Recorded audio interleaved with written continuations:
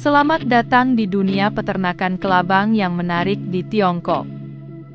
Hewan ini sangat berharga karena kegunaannya dalam pengobatan tradisional dan dibesarkan dengan cara yang unik dan menarik. Bagaimana cara peternak merawat makhluk berbisa ini? Ini adalah kisah yang layak untuk ditelusuri. Kelabang telah ada selama lebih dari 420 juta tahun, berevolusi bersama kerabatnya. Keduanya termasuk dalam subfilum Myriapoda, tetapi kelabang dikenal karena sifat predator dan gigitannya yang berbisa, tidak seperti sepupunya yang herbivora. Istilah kelabang berasal dari bahasa Latin, di mana centi berarti 100 dan pedes berarti kaki.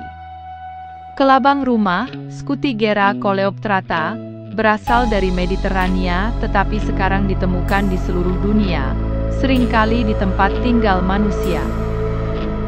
Kelabang berkembang biak di daerah beriklim sedang dan tropis, bersembunyi di bawah batang kayu, kulit kayu, mulsa, dan batu.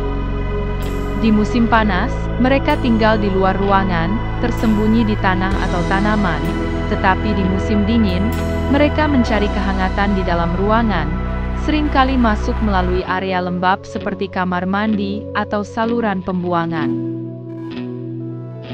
Dengan lebih dari 8.000 spesies, kelabang bervariasi dalam ukuran dari hanya beberapa milimeter hingga lebih dari 31 cm panjangnya. Kelabang rumah tangga biasa dari ordo Scutigromorpha sering ditemukan di lingkungan perkotaan, sementara spesies yang lebih langka menghuni lingkungan tertentu.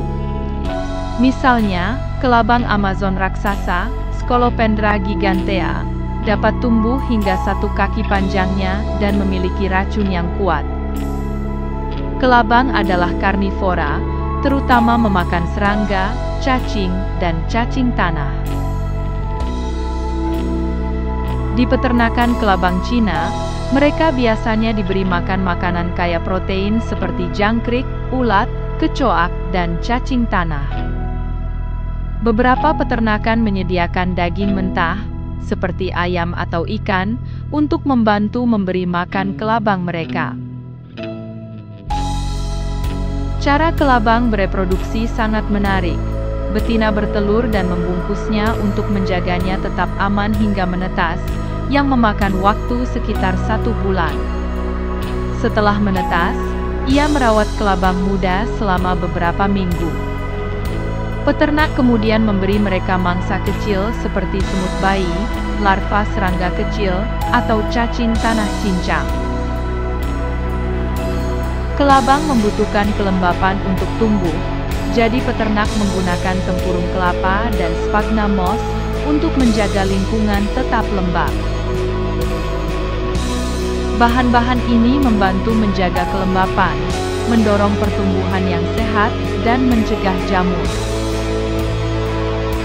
Kelabang tumbuh subur di tempat yang lembab dan gelap, jadi peternakan seringkali menciptakan habitat alami dengan tanah, daun kering, dan tempat untuk bersembunyi. Meskipun kelabang mungkin tampak menakutkan, banyak yang dibesarkan di peternakan di Tiongkok. Mereka berharga dalam pengobatan tradisional Tiongkok dan memainkan peran penting dalam industri farmasi Tiongkok. Di peternakan ini, kelabang dibesarkan di lingkungan yang dibuat khusus, untuk memastikan mereka memiliki kondisi hidup terbaik. Biasanya, kotak kayu atau baki plastik digunakan dan ditempatkan di rumah kaca, di mana suhu dan kelembapannya diatur dengan seksama. Untuk proses medis, tongkat panjang dimasukkan ke tubuh kelabang agar tetap lurus selama pengeringan. Setelah dikeringkan, kelabang diawetkan di bawah sinar matahari atau di tempat kering, yang membantu menghilangkan kelembapan, mengurangi bau busuk, dan mempertahankan senyawa bermanfaat untuk pengobatan tradisional Tiongkok. Kelabang kering umumnya ditemukan di Tiongkok, terutama di pasar obat tradisional dan toko herbal.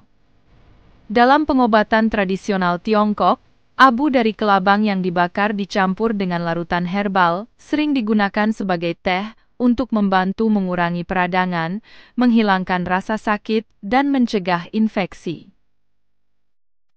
Selain itu, orang Tiongkok merendam kelabang dalam alkohol. Jenis minuman keras ini biasanya diminum dalam dosis kecil atau digunakan pada bagian yang sakit. Selain manfaatnya sebagai obat, kelabang juga disukai karena rasanya yang unik, sehingga menarik banyak orang yang ingin mencoba bahan yang tidak biasa ini.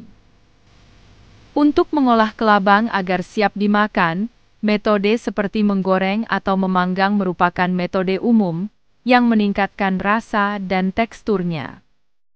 Beberapa pemakan yang suka berpetualang bahkan mengonsumsi kelabang hidup-hidup, meskipun mereka bergerak.